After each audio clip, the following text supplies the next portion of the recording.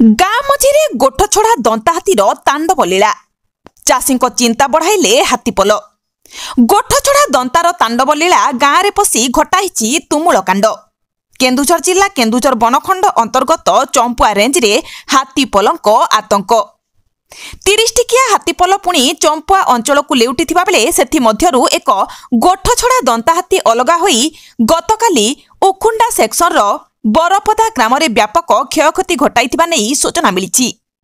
पड़ुआ ग्राम्य सीमा को जाइथिबा हाथीटी विलंबित राति रे बरपदा ग्राम को आसी घनश्याम महांतंक घर भितर को पसी धान चाउल खाई बिंची देइथिबा बेले गाड़ी हांडी डेक्ची साइकल बाइक भांगिबा सह सोइबा पलंक को मध्य भांगी देइछि।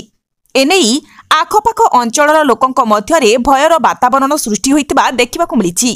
तेबे वर्तमान समय रे धान बिलरे चाषी धान रोई आगामी समय रे अमल करबाकू मने मने विचारिथिबा बेले एही हाथीपल लेउटिथिबारु आगामी दिन रे चाष जमी को किपरि चाषी सुरक्षा देब एवं अमल किपरि करिब से नेई चिंतारे रहिछंती चाषीकुल।